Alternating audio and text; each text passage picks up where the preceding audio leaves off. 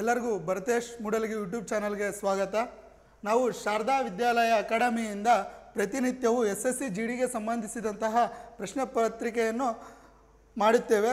ಇದಕ್ಕಾಗಿ ನಿಮ್ಮ ಎಲ್ಲ ಸ್ನೇಹಿತರಿಗೂ SSC GD ಎಕ್ಸಾಮ್ಗೆ ಯಾರ್ಯಾರು ಪ್ರಿಪೇರ್ ಆಗ್ತಿದ್ದಾರೋ ಅವರೆಲ್ಲರಿಗೂ ನಮ್ಮ ಯೂಟ್ಯೂಬ್ ಚಾನಲ್ನ ಶೇರ್ ಮಾಡಿ. ಈಗ ಇಂದಿನ ವರ್ಷದ ಪ್ರಶ್ನೆ ಪತ್ರಿಕೆಯನ್ನು ನಾವು ನೋಡೋಣ.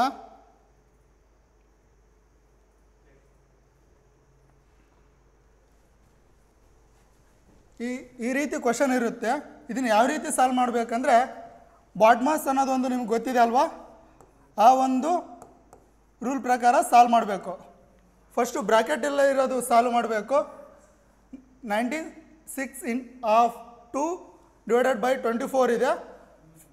ಬ್ರ್ಯಾಕೆಟ್ ಎಲ್ಲ ಆದಮೇಲೆ ಹಾಫ್ ಇದೆಲ್ಲ, ಹಾಫ್ ಅಂದರೆ 96/2 ಡಿವೈಡೆಡ್ ಬೈ 24. ಓಕೆನಾ?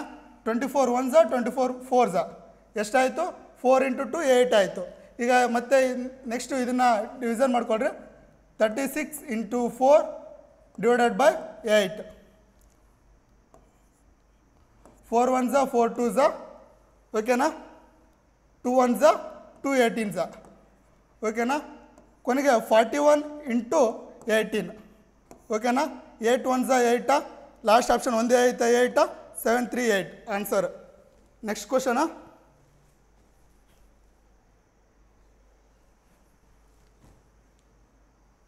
ಎರಡು 2200 P, Q ಮತ್ತು R ನಡುವೆ 1/2 4 3/2 ಅನುವಾಗಿ ಹಂಚಲಾಗಿದೆ. ಹಾಗಾದರೆ ಆರ್ನ ಪಾಲು ಎಷ್ಟು ಅಂತ ಕೇಳಿದ್ದಾನೆ. ಇಲ್ಲಿ ಯಾರ್ಯಾರಿಗೆ ಎಷ್ಟು ಕೊಟ್ಟಿದ್ದಾನೆ? P, Q, R. Pಗೆ 1/2ನ, Qಗೆ 4, Rಗೆ 3/2. ಈಗ ಏನೂ ಇಲ್ಲಾಂದರೆ ಕೆಳಗಡೆ ಒಂದಿದ್ದಂಗೆ ಇದನ್ನು ಇಂಟು 2 ಮಾಡ್ಕೊಳ್ರಿ. ಇಂಟು 2 ಮಾಡ್ಕೊಂಡ್ರೆ 2 ಆಯಿತಾ? ಇದನ್ನು ಇಂಟು 2 ಮಾಡ್ಕೊಳ್ರಿ. ಎಷ್ಟಾಗುತ್ತೆ? 8 ಆಗುತ್ತೆ. ಹಾಗಾದರೆ P ಶೇರ್ ವ್ಯಾಲ್ಯೂ ಎಷ್ಟು? 1. Q ಶೇರ್ ವ್ಯಾಲ್ಯೂ ಎಷ್ಟು? 8. R ಶೇರ್ ವ್ಯಾಲ್ಯೂ ಎಷ್ಟು? 3. ಟೋಟಲ್ ಎಷ್ಟಾಯಿತು? 1 + 8 9. 9 + 3 12. 12 ಭಾಗವನ್ನು ಎಷ್ಟು? 12 ಭಾಗ ಬಂದುಬಿಟ್ಟು 7200 ಆದರೆ ಆರ್ನ ಪಾಲು ಎಷ್ಟು ಅಂತ ಕೇಳಿದ್ದಾನೆ. ಆರ್ ಬಂದುಬಿಟ್ಟು ಎಷ್ಟು? 3. 12 1 12 6 3 6 18 0 0 ಎಷ್ಟಾಯಿತು? 1800 ಆಯಿತಾ? ಅರ್ಥ ಆಗ್ತಾಯಿದೆನಾ? ಯಾವ ರೀತಿ ಸಾಲ್ವ್ ಮಾಡಬೇಕು? ಕೊಟ್ಟಂಥ ಸಮಯವನ್ನು ನಾವು ಎಷ್ಟು ಸದುಪಯೋಗ ಮಾಡ್ಕೊತೀವೋ ಅಷ್ಟು ನಮಗೆ ಬೇರೆ ಬೇರೆ ಪ್ರಶ್ನೆಗಳನ್ನು, ಕೆಲವೊಂದು ಸಮಯ ತೆಗೆದುಕೊಳ್ಳುತ್ತೆ. ಅಂಥ ಪ್ರಶ್ನೆಗಳನ್ನು ಸಾಲ್ವ್ ಮಾಡೋ ಹೊತ್ತಿನಾಗ ಇಂಥ ಪ್ರಶ್ನೆಗಳನ್ನು ಎಷ್ಟು ಈಸಿಯಾಗಿ ಮಾಡ್ಕೊತೀವೋ ಆ ಸಮಯ ಅಲ್ಲಿ ಯೂಸ್ ಮಾಡೋಕ್ಕೆ ಬರುತ್ತೆ.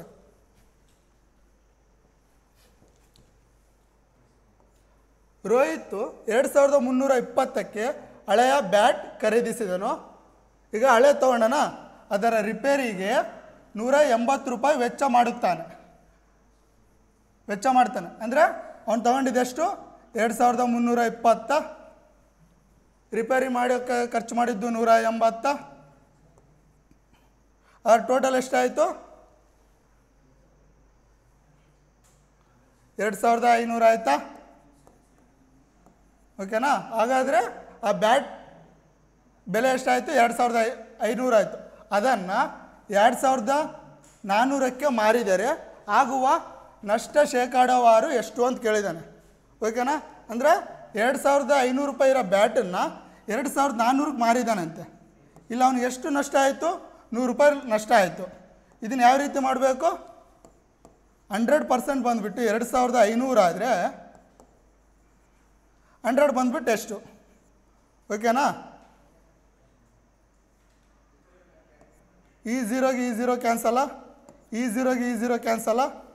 2 1 25 1s 25 4s ಎಷ್ಟು? ಶೇಕಡ 4ರಷ್ಟು ಅವನಿಗೆ ನಷ್ಟ ಆಯಿತು.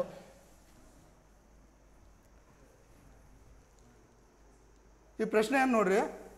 ಒಂದು ಆಯತದ ಉದ್ದವನ್ನು 14.28 ಶೇಕಡಾವಾರಿಗೆ ಹೆಚ್ಚಿಸಿದಾಗ ಅಗಲವನ್ನು ಎಷ್ಟು ಕಡಿಮೆ ಮಾಡಬೇಕು ಅಂತ ಕೇಳಿದ್ದಾನೆ.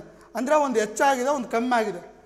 14.28 ಅಂದರೆ ಎಷ್ಟಾಗ್ತಾ 1/7 ಆಗುತ್ತಾ. ಇದು ಎಷ್ಟು ಹೆಚ್ಚಾಗೈತೆ 1 ಹೆಚ್ಚಾಗಿದೆ. ಏನು ಮಾಡ್ಯಾನ 14.28 ಹೆಚ್ಚು ಮಾಡಿದಾನ. ಇದು ಹೆಚ್ಚಾಗಿದೆ, ಹಂಗಂದ್ರೆ ಒಂದು ಕಮ್ಮಿ ಆಗಬೇಕು. ಅದು ಎಷ್ಟು ಕಮ್ಮಿ ಆಗಬೇಕು, ಒಂದು ಕಮ್ಮಿ ಆಗಬೇಕು. 8 ಇದ್ದಿದ್ದು ಒಂದು ಕಮ್ಮಿ ಆಯ್ತು ಅಂದ್ಕೊಡ್ರಿ 1/8. 1/8 ಅಂದರೆ ಎಷ್ಟಾಗುತ್ತೆ ಇಂಟು 100. ಇದನ್ನು ನಾವು ಸಾಮಾನ್ಯವಾಗಿ ಹೆಂಗೆ ಮಾಡ್ತೀವಿ 100 ಡಿವೈಡೆಡ್ ಬೈ ಈ ಕಡೆ ಒಂದು ಕಿವಿ ಈ ಕಡೆ ಒಂದು ಕಿವಿ ಬೇಕಂತವಾ 8. ಓಕೆನಾ. 8 1s 8, ಕೆಳಗಡೆ 2 ಬರುತ್ತಾ, ಮತ್ತು 0 ಇದು ಕೆಳಗಡೆ ಬರುತ್ತಾ.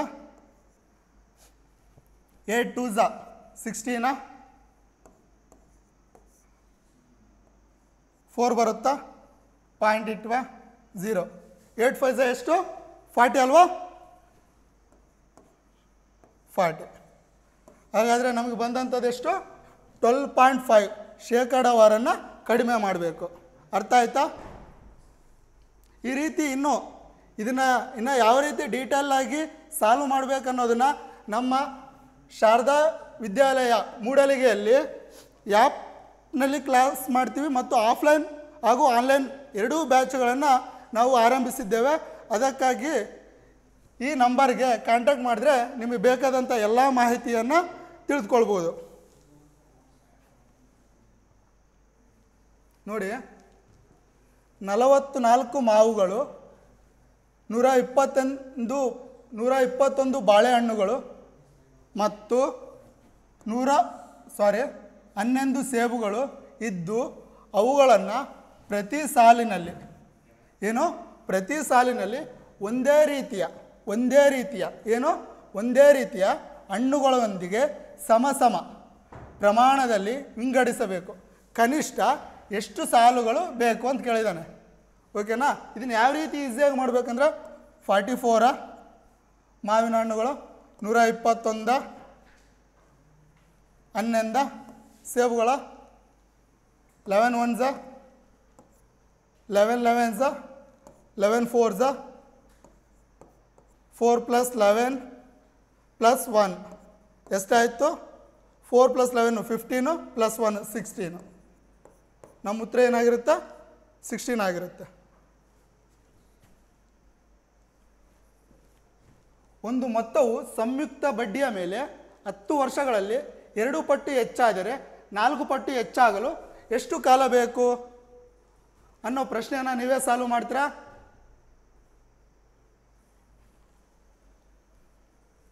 ನೋಡಿ, ಒಂದು ವಿದ್ಯಾರ್ಥಿಯು ಪರೀಕ್ಷೆಯಲ್ಲಿ 75% ಅಂಕಗಳನ್ನು ಪಡೆದು 60% ಅಂಕ ಪಡೆದ ಮತ್ತೊಬ್ಬ ವಿದ್ಯಾರ್ಥಿಗಿಂತ 30 ಅಂಕ ಹೆಚ್ಚು ಗಳಿಸುತ್ತಾನೆ. ಹಾಗಾದರೆ ಪರೀಕ್ಷೆಯ ಗರಿಷ್ಠ ಅಂಕ ಎಷ್ಟು ಅಂತ ಕೇಳಿದ ನಾವು. ಈಗ ಒಬ್ಬ ವ್ಯಕ್ತಿ ಎಕ್ಸ್ ಆಗಿರಲಿ, ಇನ್ನೊಬ್ಬ ವ್ಯಕ್ತಿ ವೈ ಆಗಿರಲಿ. ಇವನೇನು ಒಬ್ಬ ಎಕ್ಸ್ ಎಂಬುವ ವ್ಯಕ್ತಿ ಎಷ್ಟು ತಗೊಂಡನ 75% ತಗೊಂಡನ. ವೈ ಎಂಬ ವ್ಯಕ್ತಿ ಎಷ್ಟು ತಗೊಂಡನ 60% ತಗೊಂಡನ. ಇವರಿಬ್ಬರ ಮಧ್ಯದ ವ್ಯತ್ಯಾಸ ಎಷ್ಟು ಅಂಕಗಳಂದನ 30 ಅಂಕ ಅಂದನ. ಪರ್ಸೆಂಟೇಜ್ ರೀತಿಯಲ್ಲಿ ನೋಡ್ಕೊಂಡ್ರೆ ಎಷ್ಟು ವ್ಯತ್ಯಾಸ ಐತೆ 15% ಐತಾ 15% ಐತಾ. ಈಗ ಹಾಗಾದರೆ ಗರಿಷ್ಠ ಅಂಕ ಏನಾಗಿರುತ್ತೆ 100% ಆಗಿರುತ್ತೆ. 15 1 15 2 30 2 0 ಎಷ್ಟಾಯಿತು ಗರಿಷ್ಠ ಅಂಕ ಎಷ್ಟಾಯಿತು 200. ಅರ್ಥ ಆಗ್ತದೆ ನಾನು ಹೇಳೋದು.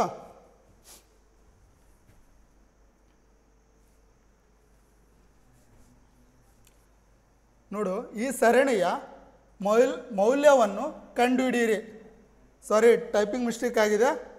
ಈ ಸರಣಿ ಇದೆಯಲ್ಲ, ಈ ಸಿಂಪ್ಲಿಫಿಕೇಷನ್ ಮಾಡಿರಿ ಅಂತ ಕೇಳಿದೆ ನಾನು. ಓಕೆನಾ. ಇದು ನಾನು ಫಸ್ಟ್ಗೆ ಹೇಳಿದ್ದೆ ಯಾವ ರೀತಿ ಸಾಲ್ವ್ ಮಾಡಬೇಕಂತ. ಅದೇ ರೀತಿ ಈ ಪ್ರಶ್ನೆಯನ್ನು ಕೂಡ ನೀವು ಸಾಲ್ವ್ ಮಾಡಿ. ಓಕೆನಾ. ಸಾಲ್ವ್ ಮಾಡಿ ಕೆಳಗಡೆ ನಮ್ಮ ಯೂಟ್ಯೂಬ್ ಚಾನಲಲ್ಲಿ ಕಾಮೆಂಟ್ಸ್ ಮಾಡಿ.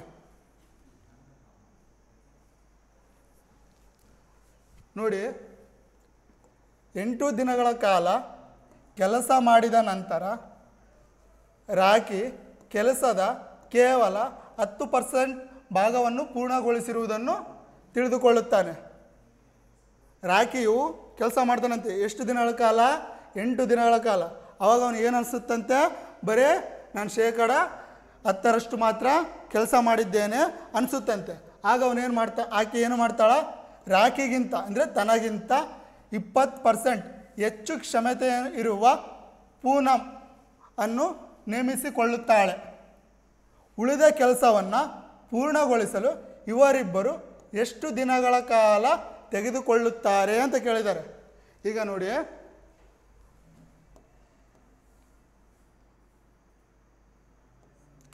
10% ಬಂದುಬಿಟ್ಟು 8 ದಿನ ಆಯಿತಾ? ಹಾಗಾದರೆ 100% ಅಂದರೆ ಕೆಲಸ ಎಷ್ಟು? 80ರಷ್ಟು ಕೆಲಸ.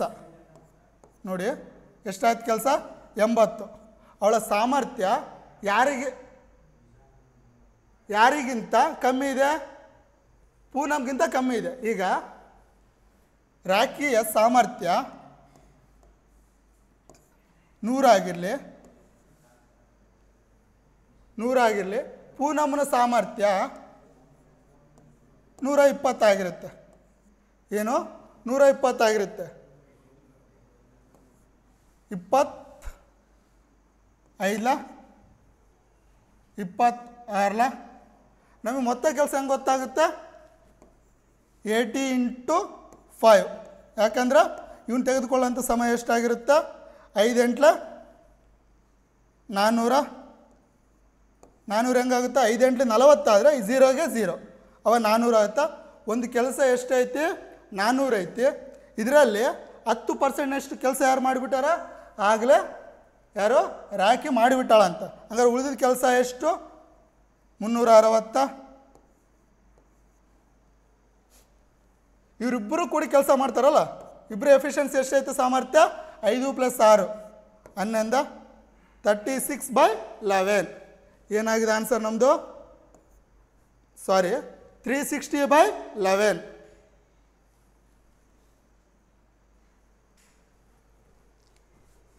ಒಂದು ವಸ್ತುವಿನ ಮಾರಾಟದ ಬೆಲೆ 5175 ರೂಪಾಯಿ ಆಗಿದೆಯಲ್ಲ, ಅದಕ್ಕೇನು ಮಾಡ್ಯಾನಂತೆ? 25% ರಿಯಾಯಿತಿ ನೀಡಲಾಗಿದೆ. ವಸ್ತುವಿನ ಮುದ್ರಿತ ಬೆಲೆ ಎಷ್ಟು ಅಂತ ಕೇಳಿದಾನೆ. ಅವನೇನೋ ಒಂದು ವಸ್ತುವ ಮೇಲೆ 25% ರಿಯಾಯಿತಿ ಕೊಟ್ಟಾನಂತೆ. ಎಷ್ಟು? 25%. ಹಾಗಾದರೆ ಅವ್ನು ಮಾರಿದಂಥ ಬೆಲೆ ಎಷ್ಟಾಗಿರುತ್ತೆ? 75% ಆಗಿರುತ್ತೆ. ಆ 75 ಅನ್ನೋದು ಏನಂತೆ? 5175. ಹಾಗಾದರೆ ಅದರ ಮುದ್ರಿತ ಬೆಲೆ ಎಷ್ಟು ಅಂತ ಕೇಳಿದ್ದಾನೆ. ಏನಾಗಿರುತ್ತೆ? 100 ಆಗಿರುತ್ತೆ. 25 3 25 4 3 1 2 ಉಳಿತಾ?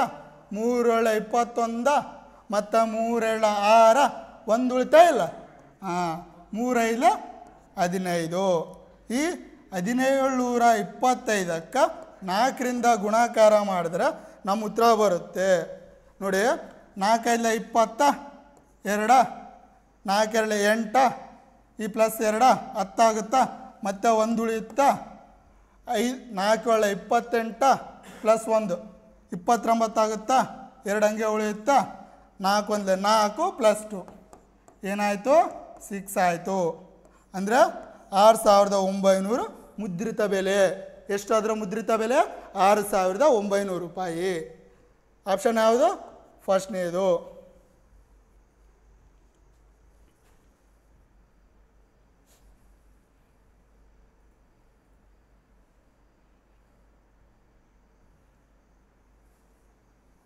ಸರಿ ನೋಡಿ, ಆರ್ ಎಂಬುವನು 90 ದಿನಗಳಲ್ಲಿ ಕೆಲಸವನ್ನು ಪೂರೈಸುತ್ತಾನೆ.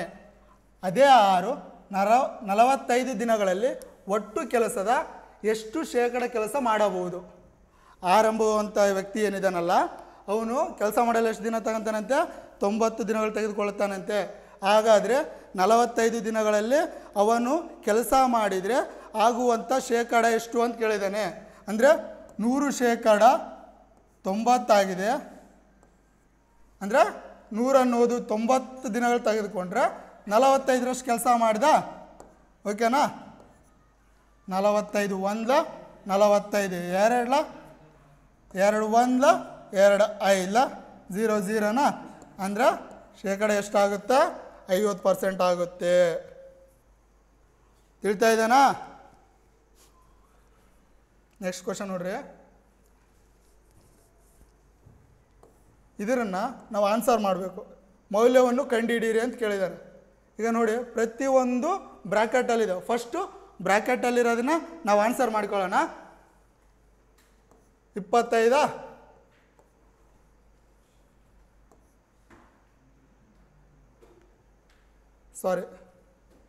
ಸರಿ ನಿಂತ್ಕೊಳ್ಳಿ. 46 40 ಇಂಟು ಇದೆನಾ? ನೋಡಿ, ಟೈಪಿಂಗ್ ಮಿಸ್ಟೇಕ್ ಆಗಿದೆ ಅನಿಸುತ್ತಿದ್ದು. ಸರಿ ತೊಳೆ. ಕ್ವಶನ್ ಟೈಪಿಂಗ್ ಮಿಸ್ಟೇಕ್ ಆಗಿದೆ. ಸರಿ ನಿಂತ್ಕೊಳ್ಳಿ.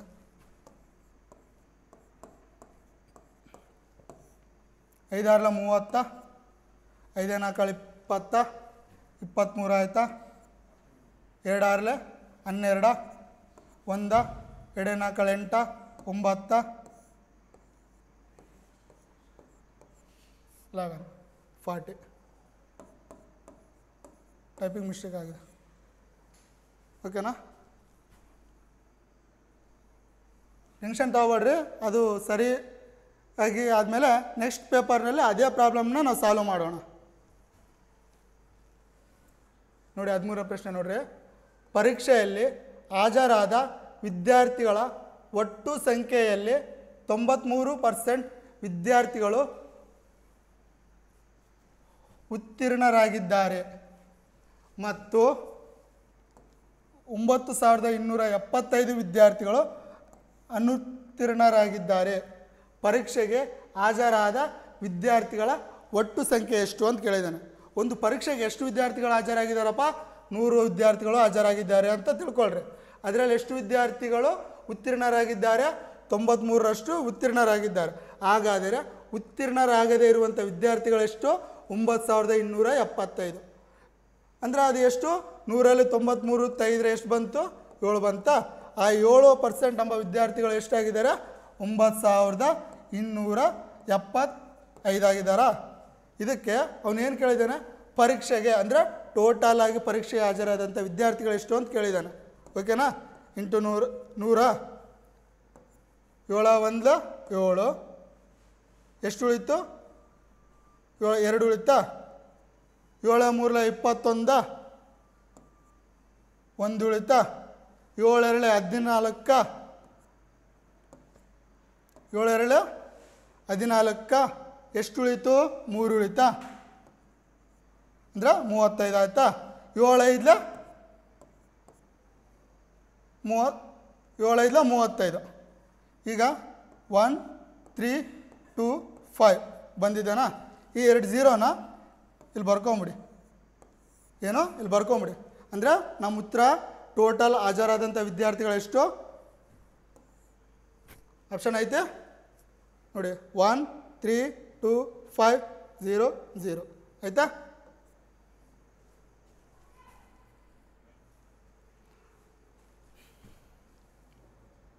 ಒಂದು ವರ್ಷದಲ್ಲಿ ಸಪ್ನದ ಸರಾಸರಿ ಮಾಸಿಕ ವೆಚ್ಚವು ಮೊದಲ 3 ತಿಂಗಳು 1100 ಮತ್ತು ಮುಂದಿನ 5 ತಿಂಗಳು 1000 ರೂಪಾಯಿ ಮತ್ತು ಕೊನೆಯ 4 ತಿಂಗಳು 1200.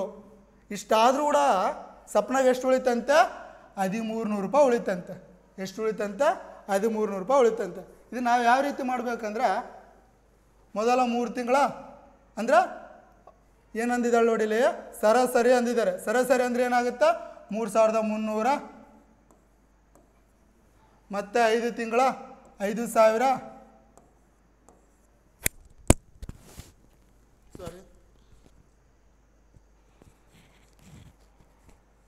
5000ನಾ? ಕೊನೆ 4 ತಿಂಗಳು 4 × 12 48 0ನಾ? ಅವಳು ಉಳಿದಿರೋಂಥ ಅಮೌಂಟ್ ಎಷ್ಟು? 1300. ಕೂಡಿಸಿ 3 × 11 11 ಪ್ಲಸ್ 3 14 4 2 4 6 6 5 11 11 ಪ್ಲಸ್ 3 14 ಎಷ್ಟು ಇಷ್ಟು ಅವಳ ವಾರ್ಷಿಕ ಬಂದಂಥದ್ದು. ಹಾಗಾದರೆ ಏನು ಕೇಳಿದ್ದಾರೆ? ಮಾಸಿಕ ಏನು ತಿಂಗಳಿಗೆ ಎಷ್ಟು ಅಂತ ಕೇಳಿದ್ದಾರೆ. 12 ತಿಂಗಳು ಇರ್ತವೆ ಒಂದು ವರ್ಷಕ್ಕೆ. 12 ತಿಂಗಳು ಬಂದುಬಿಟ್ಟು 14,400 ಆಗೈತಾ? ಮಾಸಿಕ ಕೇಳಿದಾರ?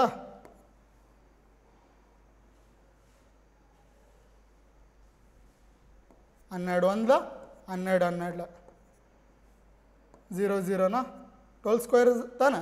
ಹಾಂ, ಏನಾಯ್ತು ನಮ್ಮ ಉತ್ತರ? 1200 ಆಯಿತು. ಓಕೆನಾ? ನೋಡಿ, 40 ವರ್ಷಗಳ ಕಾಲ ಮಿತ ಸರಕು, ಕನ್ನಡ ಟ್ರಾನ್ಸ್ಲೇಷನ್ ಆಗುತ್ತೆ ಸ್ವಲ್ಪ ತಪ್ಪಾಗಿದೆ, ಬಡ್ಡಿಗೆ 40 ವರ್ಷಗಳ ಬಡ್ಡಿಗೆ 2/5 ಬಡ್ಡಿ ದೊರಕುತ್ತದೆ. ವಾರ್ಷಿಕ ಬಡ್ಡಿ ದರ ಎಷ್ಟು ಅಂತ ಕೇಳಿದ್ದಾರೆ. ಈಗ 2/5 ಅಂದರೆ ಎಷ್ಟು? 40/100 40/100 ಹಂಗಂದರೆ 40 ವರ್ಷಕ್ಕೆ 40%ನಷ್ಟೇ ಹಣ ದೊರೆತಿದಂತೆ. ಹಾಗಾದರೆ ವರ್ಷಕ್ಕೆ ಬಡ್ಡಿ ಎಷ್ಟು ಅಂತ ಕೇಳಿದ್ದಾರೆ. ಏನು? ವಾರ್ಷಿಕ ಬಡ್ಡಿ ದರ ಎಷ್ಟು ಅಂತ ಕೇಳಿದ್ದಾರೆ. ಹಂಗಂದರೆ ಒಂದು ವರ್ಷನ 41 ಏನಾಯಿತು? 1%. ನಮ್ಮ ಉತ್ತರ ಏನಾಗಿರುತ್ತೆ? 1% ಆಗಿರುತ್ತೆ.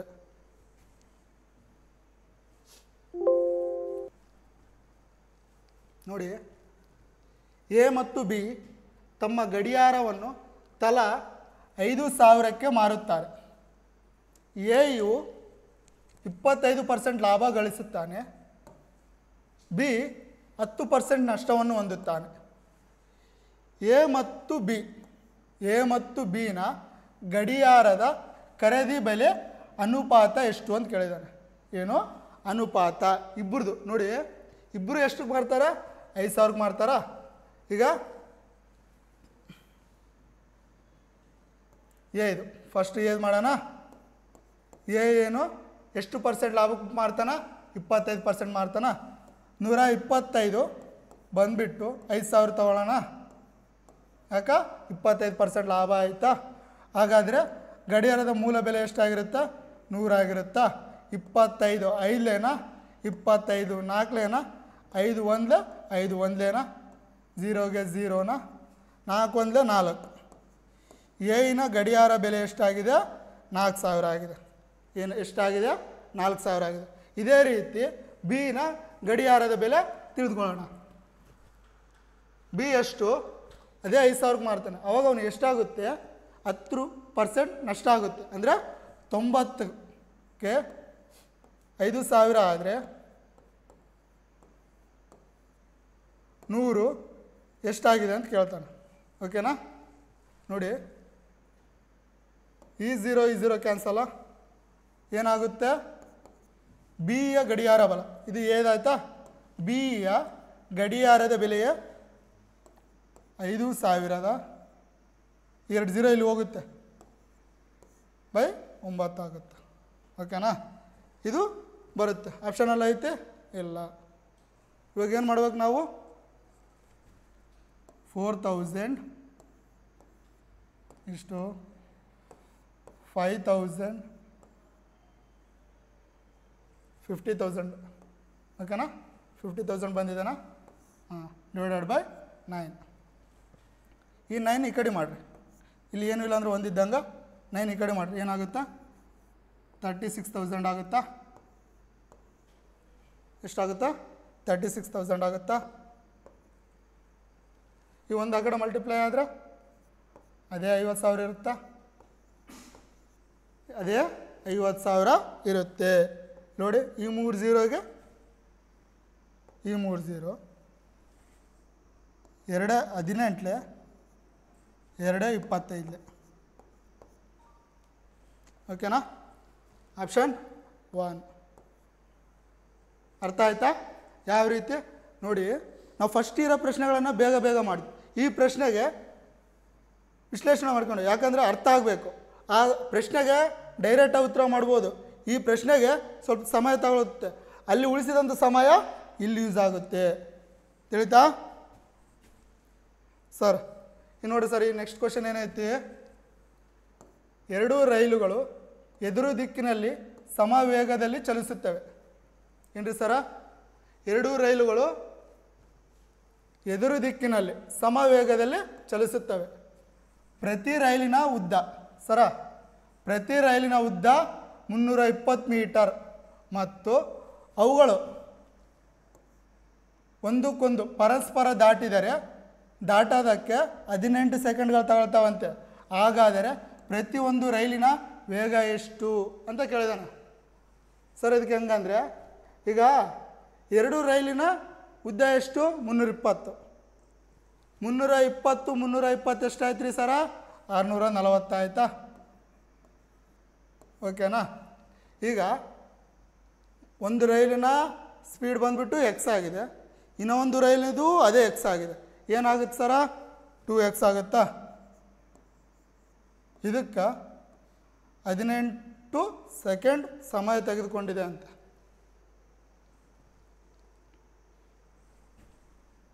ಹದಿನೆಂಟು 4 ಸರ 40 = 2x ಆಯಿತಾ? ಈ 2 2 ಎಕ್ಸ್ ಬಂದುಬಿಟ್ಟು ಎಷ್ಟು ರೀ ಸರ? 20. ರೈಲಿನ ವೇಗ ಎಷ್ಟು ಸರ? 20 ಎಕ್ಸ್. ಇಲ್ಲೇನು ಕೊಟ್ಟಾನವ? km/h ಕೊಟ್ಟಿದ್ದಾನೆ.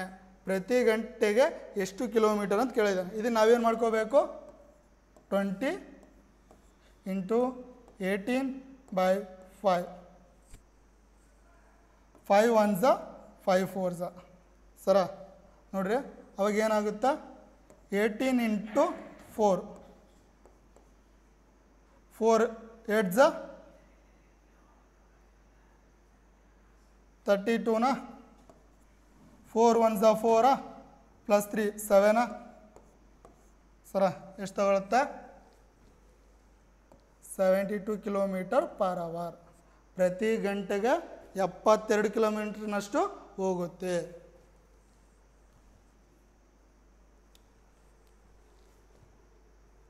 ನಿಮ್ಮ ಸರಾಸರಿ ಬಗ್ಗೆ ನಮ್ಮ ಆ್ಯಪ್ನಲ್ಲೂ ಕ್ಲಾಸ್ ಮಾಡಿದೆ. ಇದನ್ನು ಯಾವ ರೀತಿ ಮಾಡಬೇಕಂದ್ರೆ, ಸರಾಸರಿ ನೋಡಿ, ಸರಾಸರಿ ಇಷ್ಟೇ, ಜಸ್ಟ್ ಇದು ಒಂದು ಏನಿದೆ ಅಷ್ಟು ನೋಡಿದ್ರೆ ಆಯ್ತು ಸರ್. ಉತ್ತರ ಈಸಿನಾಗಿ ಮಾಡ್ಬೋದು.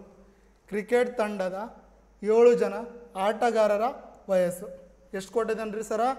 26 25 21 29 24 28 22. ಜಾಸ್ತಿ ಆಯ್ತಲ್ರಿ ಸರ್ ಕೊಡೋದ? 28 1 22 ಎಷ್ಟು ರೀ ಸರ? 50. 26 + 24 50. 21 29 50. 50 + 50 100 + 50 150 + 25 175. ಸರಾಸರಿ ಕೇಳೋಣ. ಸರಾಸರಿ ಅಂದರೆ ಎಷ್ಟು ಜನ ಇದ್ದಾರೆ? 7 ಜನ ಇದ್ದಾರೆ. ಎಷ್ಟು ಜನ ಇದ್ದಾರೆ? 7 ಜನ ಇದ್ದಾರೆ. /7. 7 1s 7 2s ಎಷ್ಟು ಉಳಿತ್ರಿ ಸರ? 3 ಉಳಿತು. ಓಕೆನಾ? ಅಂದರೆ 35. 7 5s 25. ಸರಾಸರಿ ಎಷ್ಟು ರೀ ಸರ? 25.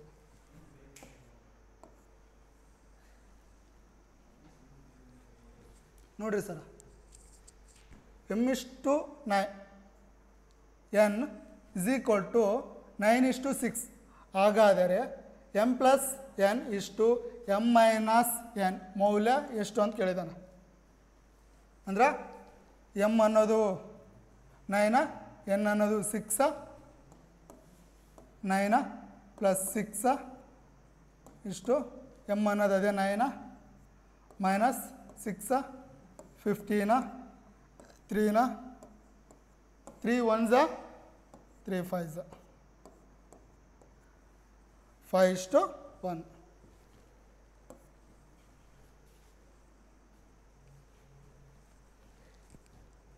ನೋಡ್ರಿ ಸರ, ಒಂದು ಕುರ್ಚಿಯ ಮುದ್ರಿತ ಬೆಲೆ 2000. ಎಷ್ಟು ರೀ ಸರ? 2000. ಅವನು ಏನು ಮಾಡ್ತಾನೆ?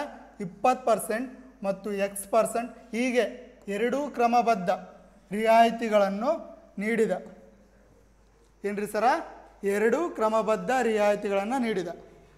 ನಂತರ ಕುರ್ಚಿಯ ಮಾರಾಟದ ಬೆಲೆ 1400. ಹಾಗಾದರೆ ಎಕ್ಸ್ ಮೌಲ್ಯವೆಷ್ಟು ಅಂತ ಕೇಳಿದಾನೆ. ಸರ ನೋಡ್ರಿ 2000 ಆಯ್ತಾ? 2000ಕ್ಕೆ 20% ಡಿಸ್ಕೌಂಟ್ ಕೊಟ್ಟರೆ ಎಷ್ಟಾಗಿತ್ತು ರೀ ಸರ? 400 ಹೋಗುತ್ತಾ? 1600. 1600ರಲ್ಲಿ ಎಷ್ಟು ಕಮ್ಮಿ ಆಗಿದೆ ಸರ? ಮತ್ತೆ X% ಡಿಸ್ಕೌಂಟ್ ಕೊಟ್ಟಾಗ ಎಷ್ಟು ಕಮ್ಮಿ ಆಗಿದೆ ಸರ? 200 ಕಮ್ಮಿ ಆಗಿದೆ. ಯಾಕಂದ್ರೆ 1600 ಮೈನಸ್ 1400 ಎಷ್ಟಾಯ್ತು ರೀ ಸರ? 200 ಆಯಿತು. ಹಾಗಾದರೆ 200/1600 ಈ ಝೀರೋಗೆ ಈ ಝೀರೋ ಕಟ್ತಾನ, ಈ ಝೀರೋಗೆ ಈ ಝೀರೋ ಕಟ್ತಾನ. 2 1s 2 8s ಏನ್ರಿ ಸರ? 1/8 ಬಂತು. 1/8 ಅಂದರೆ ಎಷ್ಟು ರೀ ಸರ? 12.5 ಏನ್ರಿ ಸರ? 12.5. ಸರಿ, ಇದು ಇವತ್ತಿನ ತರಗತಿ ಆಗಿತ್ತು. ನಾ ಬಿಟ್ಟಂತ 2 ಪ್ರಶ್ನೆಗಳಿದಾವಲ್ಲ ಸರ, ಅದಕ್ಕೆ ಕೆಳಗಡೆ ಕಾಮೆಂಟ್ ಮಾಡಿ ಬರದೇ ಇರೋಂಥ ಪ್ರಶ್ನೆನ ಬೇಕಾದರೆ ಇನ್ನೊಂದು ಸಲ ಕಾಮೆಂಟ್ ಮಾಡಿ ಆ ಪ್ರಶ್ನೆಯನ್ನು ನಾವು ನೆಕ್ಸ್ಟ್ ತರಗತಿಯಲ್ಲಿ ಸಾಲ್ವ್ ಮಾಡೋಣ. ಆಯಿತಾ? ಇದೇ ರೀತಿಯ ಹೆಚ್ಚಿನ ವಿಡಿಯೋಗಳಿಗಾಗಿ ಭರತೇಶ್ ಮೂಡಲ್ಗಿ ಯೂಟ್ಯೂಬ್ ಚಾನಲ್ನ ಸಬ್ಸ್ಕ್ರೈಬ್ ಮಾಡಿಕೊಳ್ಳಿ ಹಾಗೂ ನಿಮ್ಮ ಸ್ನೇಹಿತರಿಗೆ ಶೇರ್ ಮಾಡಿ. ಧನ್ಯವಾದ.